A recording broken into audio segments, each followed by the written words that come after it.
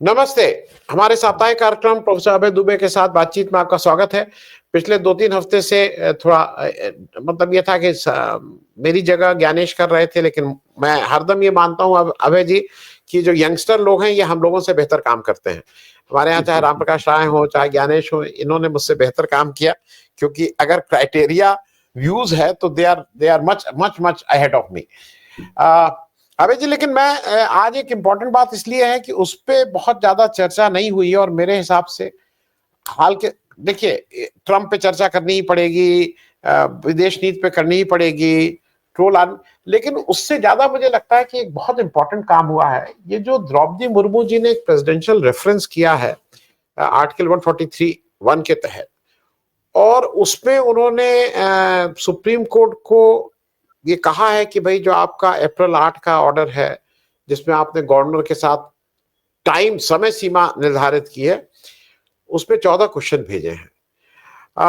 मैं इसको अभय जी, मैं कोई मतलब मैं I am not a legal personal, लेकिन मुझे ऐसा लगता है कि पॉलिटिकली जो संविधान है, उसके साथ दो तरह से खिलवाड़ हो रहा है। जो मैं अपनी बात 1 मिनट में कह के फिर मैं आपका रिएक्शन ले लूं। एक तो वो एक माहौल ये बनाया जा रहा है कि सुप्रीम कोर्ट कुछ गलत कर रहा है, उधर वाइस प्रेसिडेंट लगातार कह रहे हैं कि parliament is supreme, parliament is supreme.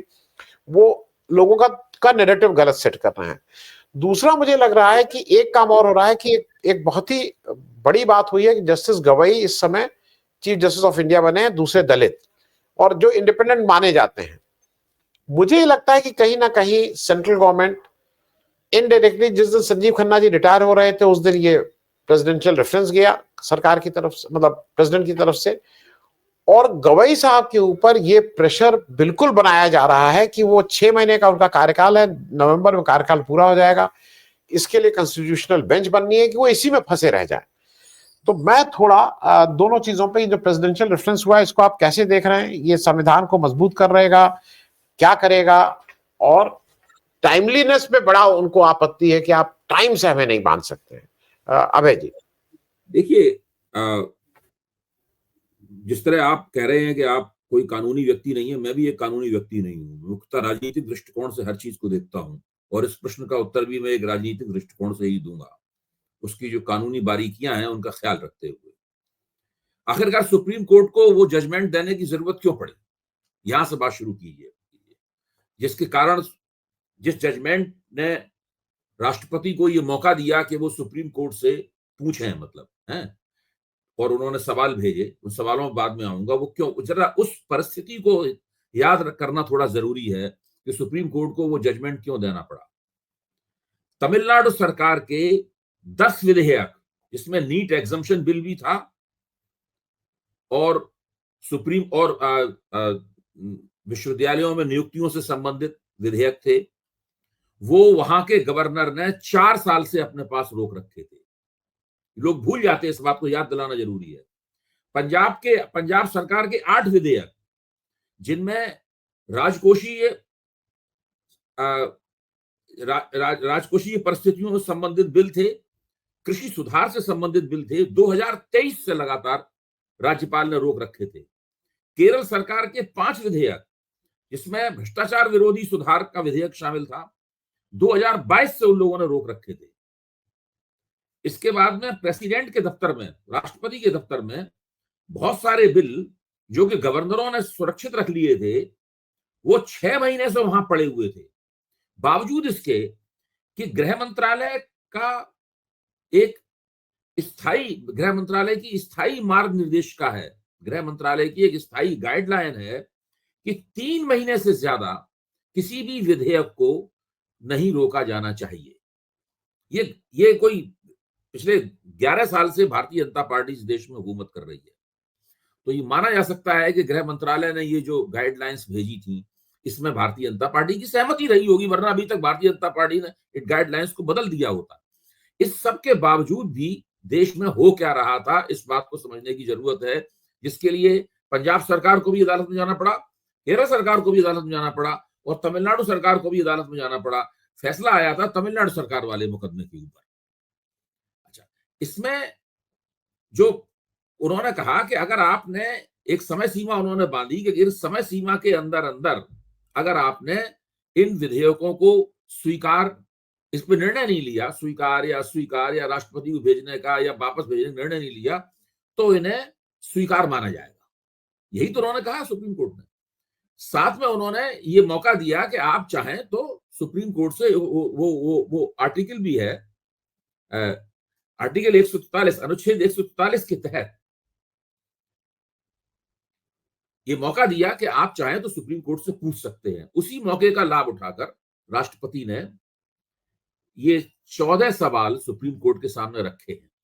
मैं 14 सवालों को यहां नहीं दोहराऊंगा क्योंकि समय की कमी है। आप सब लोगों ने, हमारे जो बुद्धिमान दर्शक हैं, उन्होंने वो 14 सवाल पढ़े होंगे। वो सारे अखबारों में, हिंदी में, अंग्रेजी में वो 14 सवाल छप चुके हैं, पहले पन्ने अब छप चुके हैं अखबारों के, और मेरे ख्याल से टीवी पे भी कई बार उनकी ऊपर चर्चा हो चुकी होगी अभी तक।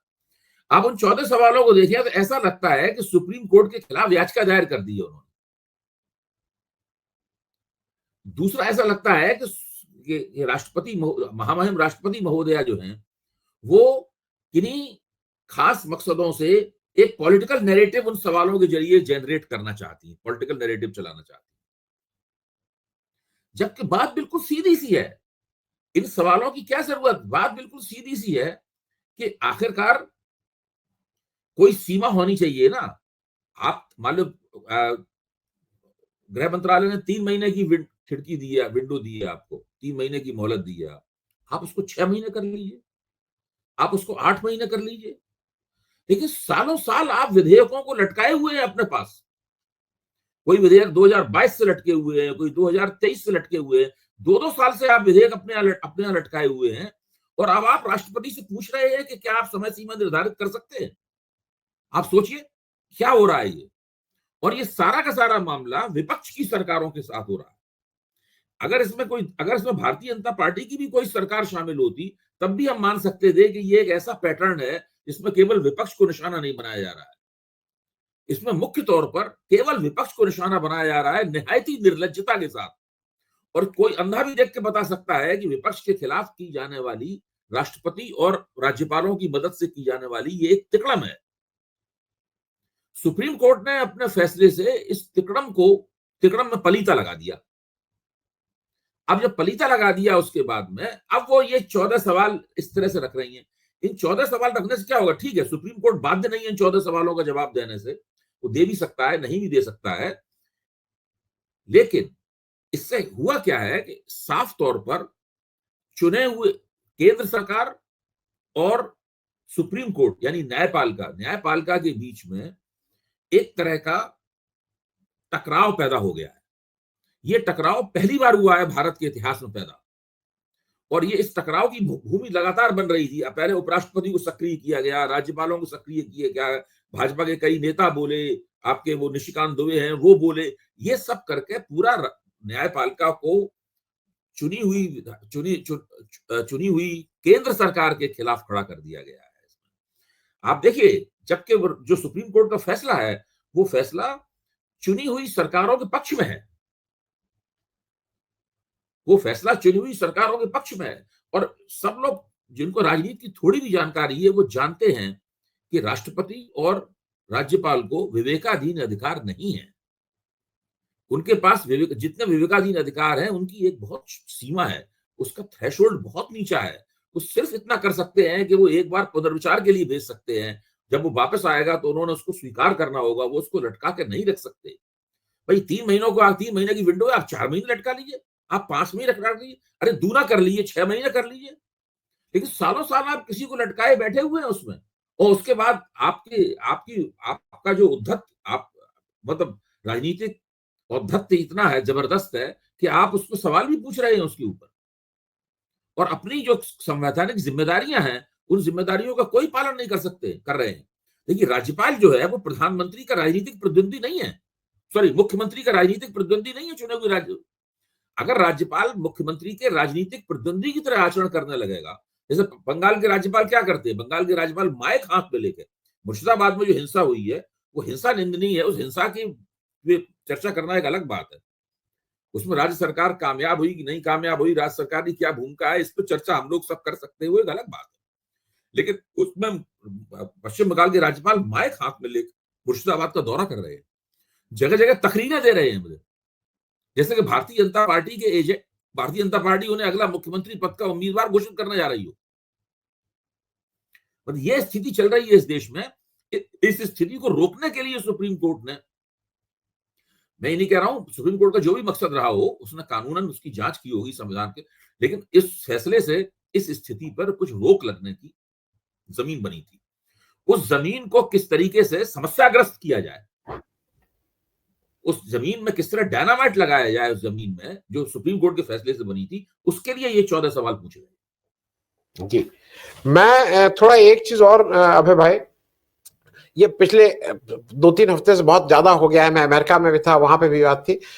ट्रंप जिस तरह का बिहेव कर रहे हैं, ट्रंप तो लग रहा है कि जो मोदी जी जाके सितंबर अक्टूबर 2024 में उनसे नहीं मिले थे, वो वहां पे भी, अमेरिका में भी ये चर्चा है, उसका ट्रंप ने बिल्कुल अपने मन में रख लिया और वो इनको ठीक कर रहे हैं।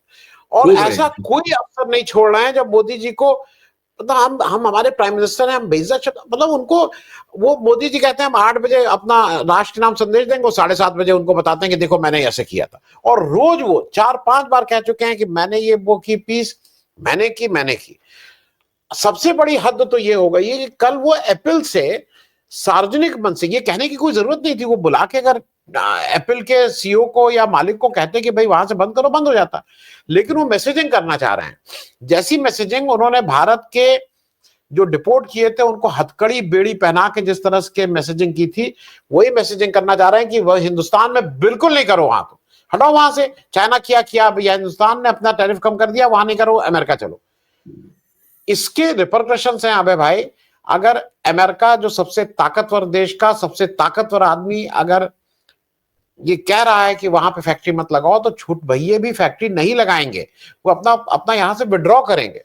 मैं इस पे भी एक टिप्पणी, ये भाई ये या तो सार्वजनिक रूप से मोदी जी बताएं कि ये झगड़ा है और 2-2 हाथ करने को तैयार रहे। इंदिरा गांधी जब हम आधे पेट हम खाते थे, तब अगर हमने 2-2 हाथ अमेरिका से कर लिए थे, तो आज क्या दिक्कत है? मैं इस पे जरा एक, वो रोज बेइज्जत कर रहे हैं। अच्छा, अब मैं आपके सवाल का जवाब देने के लिए एक राजनीतिक, बिल्कुल ताजे राजनीतिक उदाहरण का इस्तेमाल करूंगा, जिससे वो सीधे आपके सवाल से जुड़ जाएगा, वो विषयांतर नहीं होगा, सीधे सवाल जुड़ जाएगा। ट्रंप भारत को रोज ठोक रहे हैं, मोदी जी को रोज ठोक रहे हैं, रोज उनके बयानों से मोदी जी के लिए समस्याएं पैदा होती हैं। कंगना राणावत, जो कि मंडी से सांसद हैं और विख्यात अभिनेत्री हैं, उन्होंने एक ट्वीट किया, जिस ट्वीट में उन्होंने ये कहा है कि डोनाल्ड ट्रंप अल्फा मेल हैं, लेकिन मोदी जी उनसे भी बड़े अल्फा मेल हैं, वो सारे अल्फा मेलों के बाप हैं। ये उस ट्वीट में कहा गया था। अच्छा, ये आप सुनिए, उन्हीं की भाषा है। इस पे भारतीय जनता पार्टी के अध्यक्ष जगत प्रकाश नड्डा ने उनको फोन किया, कंगना राणावत को, और कहा कि आप ये ट्वीट अपना हटाइए। तो कंगना राणावत ने क्या किया, वो तो खास तरह की सांसद है ना, तो उन्होंने क्या किया कि उन्होंने उस ट्वीट को हटाते वक्त ये लिख दिया कि भारतीय जनता पार्टी के अध्यक्ष नड्डा साहब के कहने पर मैं अपने ये ट्वीट हटा रही हूं, ये उन्होंने लिख दिया उसके अंदर। तो सबके सामने आ गया कि वो जिसने ट्वीट ना भी देखा हो उसको भी ट्वीट पता लग गया, और नड्डा साहब ने किस तरीके से उस ट्वीट, जो ट्रंप और मोदी की तुलना में मोदी को ट्रंप से ज्यादा बड़ा बताया गया था, उसको उन्होंने हटवा दिया। अब आप देखिए कि भारतीय जनता पार्टी ट्रंप के सवाल पे कितनी ज्यादा नाजुक मिजाज है। वो किसी भी तरीके से ट्रंप की कोई भी आलोचना करते हुए नहीं दिखना चाहती। ये सरकार, बिल्कुल, आप विदेश मंत्रालय के प्रवक्ता का बयान देखिए, जो जायसवाल साहब है विदेश मंत्रालय के प्रवक्ता, उन्होंने बयान दिया तो उन्होंने ये कहा हमारी नीति द्विपक्षीय है, हम किसी तीसरे को उसमें हस्तक्षेप नहीं करने देंगे, और कश्मीर पाक ऑक्युपाइड कश्मीर पाकिस्तान को खाली कर देना चाहिए, ये सब उन्होंने कहा। लेकिन ये उन्होंने नहीं कहा कि वो अमेरिका की आलोचना कर रहे हैं, अमेरिका की बात का खंडन कर रहे हैं। ये उन्होंने नहीं कहा कि वो ट्रंप की बात का खंडन कर रहे हैं। भारतीय जनता पार्टी किसी भी तरीके से, चाहे कुछ हो जाए, ट्रंप कुछ भी कहते रहे, ट्रंप भारत को टैरिफ किंग कहें, और आप एप्पल की फैक्ट्रियां भारत से हटाने के बारे में सार्वजनिक रूप से वक्तव्य दें, ये बार बार कहें कि हमने ट्रेड खत्म बंद कर देने की धमकी दी, इससे दोनों देश डर गए, और हमने परमाणु युद्ध रुकवा दिया, लाखों लोगों की हमने जान बचा ली है, ये सब बार बार कहें, इससे कोई भारत सरकार की असर नहीं पड़ने वाला है। वो किसी भी कीमत पर ट्रंप के खिलाफ एक पंक्ति नहीं बोलना चाहते। अगर और कोई उनकी पार्टी उस सरकार में बोलेगा तो उसके मुंह पे भी पट्टी बांध दें। ये कंगना रनावत वाला एपिसोड इस बात का गवाह है।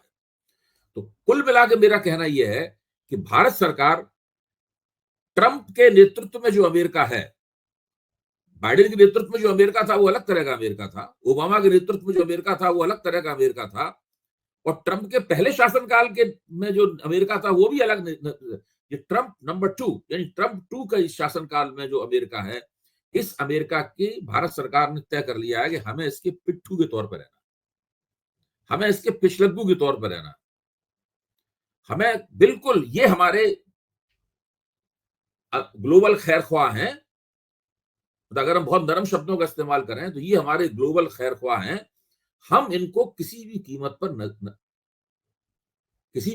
पर हम इनको नाराज नहीं करेंगे। अब दूसरी तरफ क्या हो रहा है इसकी रिएक्शन में, अभी जो पाकिस्तान के साथ जो ड्रोन और मिसाइल युद्ध हुआ, मिसाइल टकराव हुआ, युद्ध में नहीं कहता हूं इसको, युद्ध शब्द खास तरह का शब्द है। भारत में तो सेनाएं नहीं मोबिलाइज नहीं हुई तो युद्ध कैसे हुआ, ना पाकिस्तान में सेनाएं मोबिलाइज हुई। ये एक संघर्ष था, मिलिट्री फौजी संघर्ष था, इसका संघर्ष विराम हो गया। आप इसको देखिए, इसमें भारत के साथ दुनिया का कोई भी देश स्पष्ट रूप से खड़ा हुआ नहीं दिखाई पड़ा। शुरू शुरू में मैं कहता था कि रूस भारत के साथ में है, बाद में जांच करने पे ये पता चला कि रूस भी स्पष्ट रूप से और मजबूती से भारत के साथ नहीं था। जी, आप ज्यादा रूस ने विरोध नहीं किया आपका, अमेरिका ने आपका विरोध नहीं किया, लेकिन अमेरिका ने भारत और पाकिस्तान को एक ही धरातल, एक ही तराजू में बराबर बराबर तौल दिया। अमेरिका ने, तुर्की ने तो कभी इस पर चर्चा करेंगे, तुर्की वाले सवाल पर मेरे पास अबे भाई, और आप चाहें तो मेजर जनरल दिलावर सिंह को बुलाएं, मेजर जनरल दिलावर सिंह को अपने यहाँ बुलाएं, उन्होंने लेख लिखा है इसके ऊपर। जी जी, मैं तुर्की पे आऊं उससे पहले मैं एक जरा आपसे समझ लूं, क्योंकि भाषा के आप ज्यादा समझते हैं। मेरे हिसाब से कंगना रनौत की बात को जरा कंप्लीट कर लूं, क्योंकि उसके बाद हम लोग आगे निकल जाएंगे तो वो अजीब सा लगेगा उस बात पर। कंगना रनौत ने जो शब्द यूज किया है अल्फा मेल, वो शब्द जरा डिक्शनरी में जाके देख लीजिए, और उस शब्द का बहुत गंदा माने होता है। हमारे सभ्य समाज में उसको बात नहीं की जा सकती है। मेरे हिसाब से कंगना रनौत ने इस देश के प्रधानमंत्री को गंदी गाली दी है, और इसके लिए कंगना रनौत का, अगर मोदी कहने से किसी की सदस्यता जा सकती है तो जरा कोई भी डिक्शनरी देख ले, मैं नहीं उसका जवाब दूंगा। अल्फा मेल का काम, एनिमल फिल्म बनी है, अभी एनिमल फिल्म बनी है, एनिमल फिल्म में के हीरो को अल्फा मेल के तौर पर प्रस्तुत किया गया है, और उसके जो मतलब निकलते हैं वो बहुत ही गंदे और स्त्री विरोधी मतलब है, पूरे के पूरे जी स्त्री विरोधी मतलब है। अच्छा, खास बात यह है कि मोदी ने 56 इंच का सीना करके जो अपनी माचो यानी अपनी जो अतिशय मर्दानगी वाली, अतिशय पुरुषत्व वाली जो छवि बनाई है, इस छवि के कारण आमतौर पर निजी बातचीत में बहुत से लोग अल्फा मेल शब्द का उनके लिए प्रयोग करते हैं मोदी के लिए। अच्छा, इस अल्फा मेल शब्द के प्रयोग से क्या होता है कि भाजपा के मन में और खुद मोदी जी के मन में भी काफी गुदगुदी होती होगी।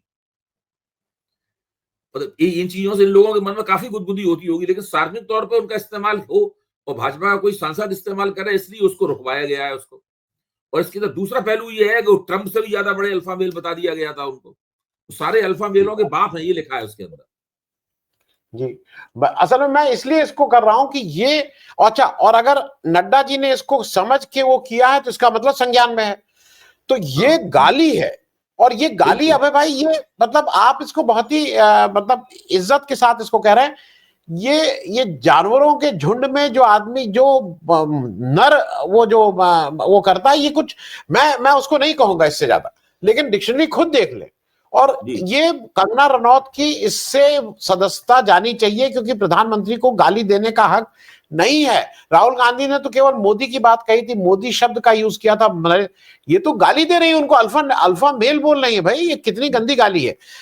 मैं इसके बाद जो आप तुर्की की बात कर रहे थे, मैं तुर्की पे जरा एक चीज आपसे समझ लो। भारत जहां तक विदेश नीति है बिल्कुल आइसोलेटेड है, अकेले तनहा खड़ा हुआ है। तुर्की ने फिर, कल उनके प्रेसिडेंट साहब ने फिर स्टेटमेंट दिया। उन्होंने कहा कि हम पाकिस्तान के साथ, उनके अच्छे बुरे सब में साथ खड़े हैं, कंधे से कंधा मिला के। उनका चीन ने कहा है कि वी आर आयरन ब्रदर्स, और कुल जमा अभी खबर आ गई है कि जो तुर्की की एक कंपनी है सेलेबी, जिसको चेलेबी भी कुछ लोग बोलते हैं, उसका जो इन्होंने टेंडर बंद किया है on the ground of national security. वो कोर्ट चली गई है सेलेबी और वो कह रही है कि बताइए नेशनल सिक्योरिटी क्या है, मेरा कौन सा ऐसा कृत्य है, नंबर एक। नंबर दो, ये भी पता लग गया है अबे भाई, ये भी आ गया है कि हमारे उन 9 एयरपोर्ट में 6 जगह अडानी जी उस काम को करते वो है, अडानी जी की नजर है उस पे, और अडानी जी की तरफ से ये भी आ गया है कि किसी की भी नौकरी नहीं जाएगी, हम सबको उसी नौकरी पे, उसी पद पे, उसी तनख्वाह पे रख लेंगे। ये साफ साफ सरकार द्वारा अडानी जी को तोहफा दिया जा रहा है इस आपदा में। मैं इस पे भी एक टिप्पणी चाहूंगा। एक पहलू और जाहिर है कि जब सेलेबी को हटाया जाएगा 9 हवाई अड्डों से, तो किसी न किसी भारतीय को दिया जाएगा या किसी विदेशी कंपनी को दिया जाएगा। वो उसमें अडानी जी भी हो सकते हैं, कोई और भी। उसमें अडानी जी तमाम जो एयरपोर्ट्स हैं उनको ले रहे हैं, चला रहे हैं, संचालित कर रहे हैं तमाम एयरपोर्ट्स को, और सरकार के साथ, सरकार के सबसे बड़े मित्र हैं वो, तो जाहिर है कि उनको भी मिल सकता है।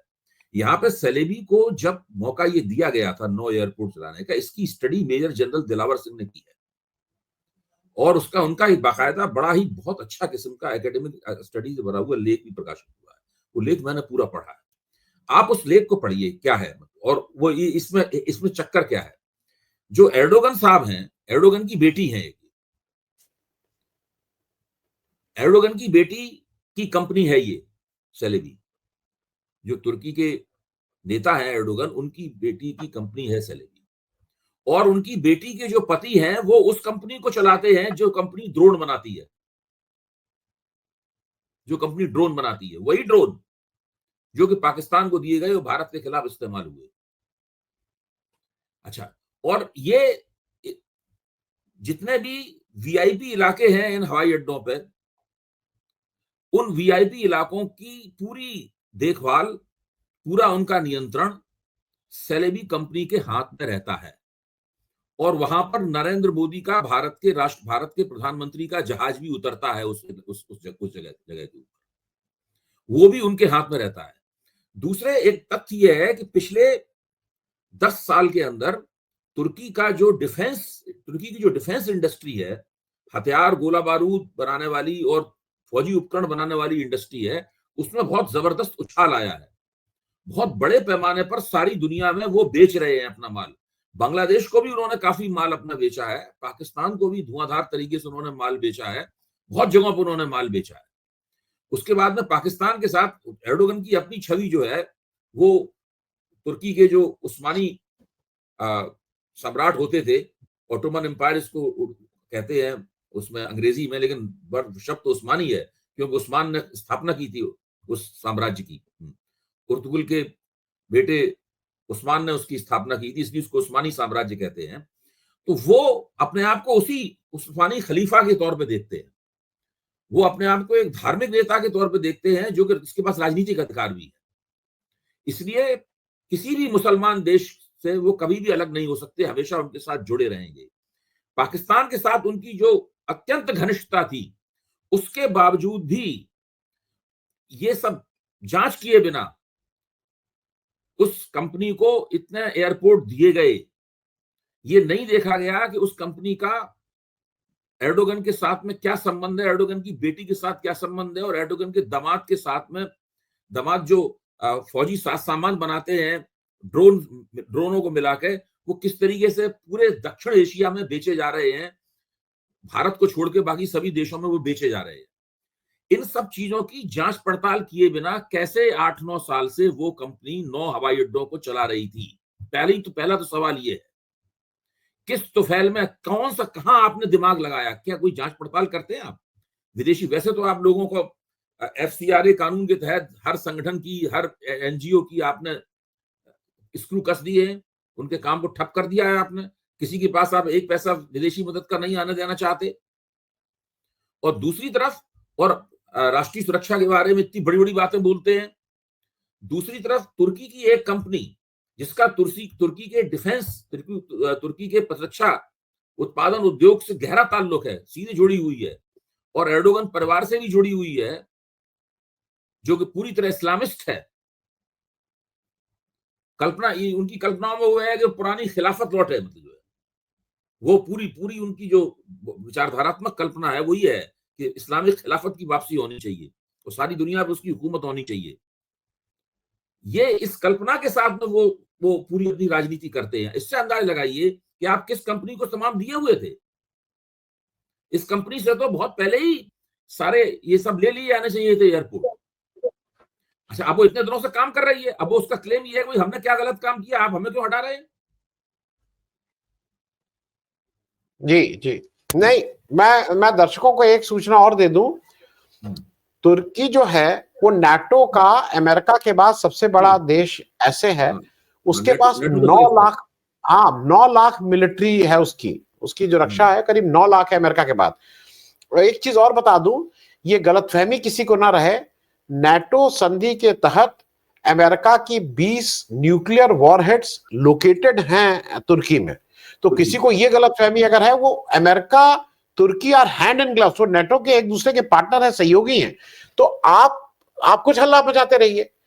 आप आज की तारीख में क्या हो गया है, हमारे एस जयशंकर साहब अब उतारू ये हो गए हैं कि साहब तालिबान के मंत्री से मेरी बात हुई, मैंने उनको धन्यवाद दिया उनके सपोर्ट के लिए, उन्होंने सपोर्ट किया है, वो भी झूठी बात है। द तालिबानी acting foreign minister has condemned the killing इन पहलगाम, उसने सपोर्ट नहीं किया है।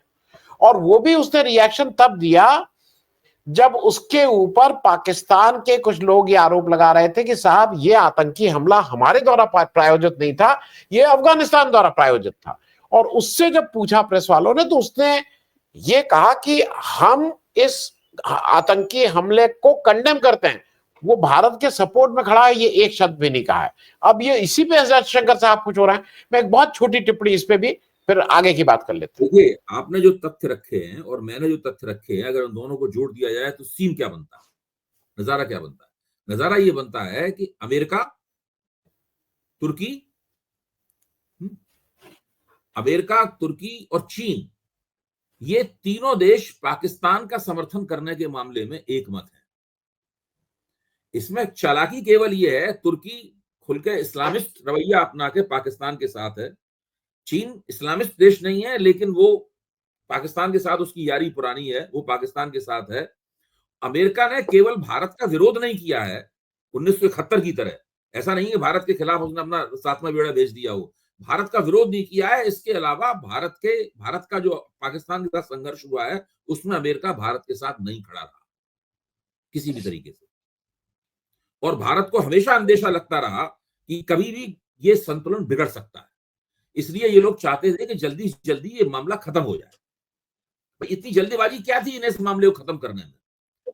ये इसलिए चाहते थे कि ये जो अंतरराष्ट्रीय ग्लोबल बैलेंस है ये शक्तियों का, ये कभी भी बिगड़ सकता है और अमेरिका खुल के भारत की निंदा करना शुरू कर सकता है इसके ऊपर। ये इन लोगों को डर था। इसलिए जैसे ही पहला दबाव पड़ा, ये लोग तुरंत मान गए। इन्होंने उस दबाव का बिल्कुल विरोध, ये कम से कम 3-4 दिन ही और चलाते, हफ्ते भर और चला देते इस तरीके से, तो पाकिस्तान की बहुत बहुत बुरी हालत हो जाती।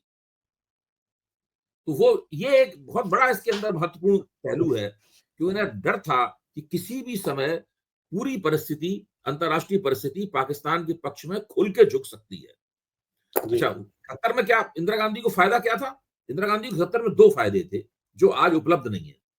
पहला फायदा तो ये था कि पश्चिमी पाकिस्तान और पूर्वी पाकिस्तान के बीच में सैकड़ों किलोमीटर का फासला था। ये दोनों अस्वाभाविक किस्म का राष्ट्र था, जिसके 2 हिस्से एक दूसरे से भौगोलिक रूप से बहुत दूर थे और बीच में एक उपमहाद्वीपीय आकार का दूसरा देश था, जिसके पाकिस्तान से संबंध अच्छे नहीं थे भारत के। तो वो पाकिस्तान के लिए बहुत मुश्किल था कि बांग्लादेश के अंदर उस पूर्वी मोर्चे को बहुत दिनों तक टिकाए रखना। उसकी एक सीमा थी, उसकी सीमा के बाद वो उसको टिकाए नहीं रख सकता था। तो वो स्ट्रेटेजिकली, मिलिट्रीली, फौजी तौर पे पराजित होने के लिए अभिशप्त था। दूसरा फायदा ये था भारत को सबसे बड़ा कि सोवियत संघ, जो अमेरिका के बराबर की ताकत था शीत युद्ध में, और दुनिया 2 ध्रुवों में बटी हुई थी, सोवियत संघ खुल के भारत के साथ था।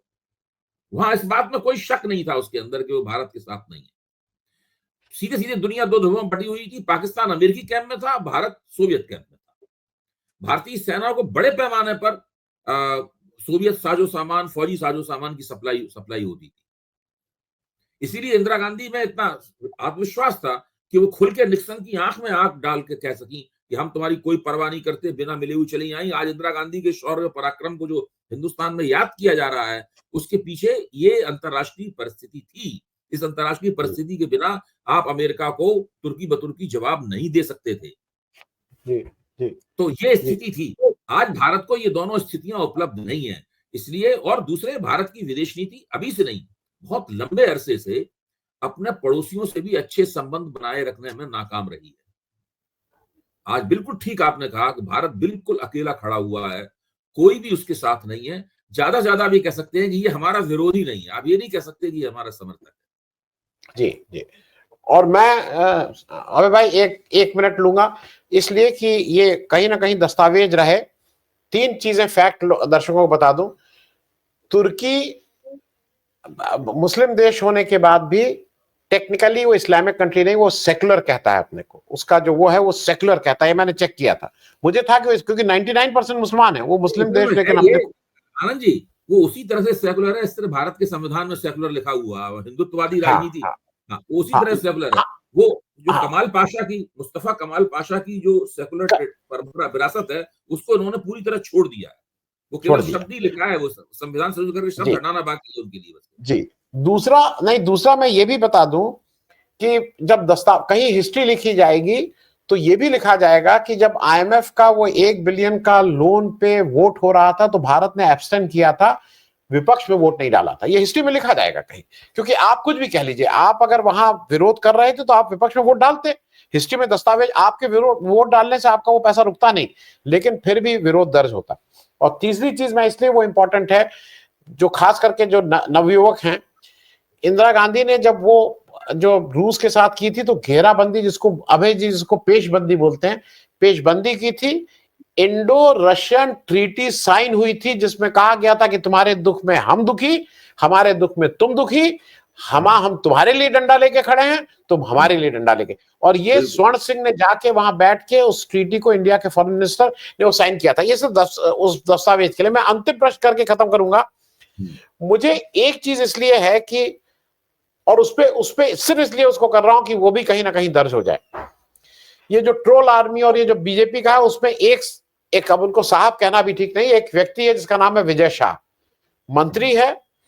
गंदी भाषा में उसने भारत की एक महिला कर्नल के लिए अपशब्द का इस्तेमाल किया है, जिसको मध्य प्रदेश के हाई कोर्ट ने कहा है कि इसके अगेंस्ट एफआईआर करो 4 घंटे के अंदर, और हाईकोर्ट ने सू मोटो नोटिस लिया। उसने वो टालने की कोशिश कर रहे तो उसने कुछ नहीं। ये भागा ये मंत्री गया है सुप्रीम कोर्ट, वहां से भी डांट खा के वापस आया है, लेकिन जो एफआईआर दर्ज हुई है वो बहुत मामूली केस के तौर पे दर्ज हुई है। मैं इस पे एक टिप्पणी इसलिए चाह रहा हूं कि ये क्या बीजेपी का असली चरित्र, असली चेहरा ये साफ नजर आ गया है कि किस तरह के लोगों को ये प्रमोट करते हैं। वो विजय शाह उसके टॉर्च बेरर के रूप में सामने दिखाई दे रहा है। अभय भाई, बहुत संक्षेप में मैं केवल ये कहूंगा कि भारतीय जनता पार्टी के अंदर सांप्रदायिकता, तीन बातें कहूंगा, सांप्रदायिकता, चाटुकारिता और मूर्खता का माहौल है पूरा का पूरा। विजय शाह ने ये कहा, जो कि परले दर्जे की मुस्लिम विरोधी सांप्रदायिकता का प्रमाण है। मध्य प्रदेश के उप मुख्यमंत्री ने क्या कहा? मध्य प्रदेश के उप मुख्यमंत्री ने ये कहा कि सारी रक्षा सेनाएं मोदी के चरणों में नतमस्तक हैं। ये भी तो एक दूसरे, ये चाटुकारिता का दूसरा सबूत है। और इन दोनों बयानों को अगर आप देखें तो दोनों बयान ही बताते हैं कि ये लोग मूर्ख भी हैं साथ में, बहुत परले दर्जे के। जी जी जी अगर जी आप ऐसी भाषा बोलते हैं, ऐसी बातें बोलते हैं, इनका तुरंत आपको खुद ही खंडन करना पड़े, क्षमा मांगनी पड़े, इसका मतलब है कि आप बेवकूफ हैं, आपको नहीं पता है कि आपको क्या बोलना चाहिए, आपको जुबान पे कंट्रोल नहीं है, आपको भाषा पे अधिकार नहीं है, शिष्ट राजनीतिक विमर्श कैसे चलता है इसके बारे में आपको कुछ भी नहीं पता है। वो चाटुकारिता में सारी सीमाएं लांग गए, ये सांप्रदायिक घृणा में सारी सीमाएं लांग गए। दोनों ही अपने आप में निंदनीय है, और मूर्खता ने करेला और नीम चढ़ा वाली हालत कर दी। जी जी, सही बात। बहुत बहुत धन्यवाद अभय भाई, बातचीत करने के लिए। आज थोड़ा लंबा हो गया, लेकिन फिर भी थैंक सो मच। और भाई, हम तो यही उम्मीद कर सकते हैं कि कुछ सद्बुद्धि आए, कुछ ठीक करिए। देश आपका है, आप इसको जितना प्रेम हम करते हैं उतना, उससे ज्यादा ही मुझे लगता है कि आप उस पद पे बैठे हैं शायद करते हो। देश के बारे में, देश को सामने रख के सोचिए। इलेक्शन आएंगे, जाएंगे, जीतेंगे, हारेंगे, ये सब होता रहेगा, लेकिन देश सुरक्षित रहे और खुश रहे। थैंक यू सो मच अभय भाई, बातचीत करने के लिए बहुत बहुत धन्यवाद।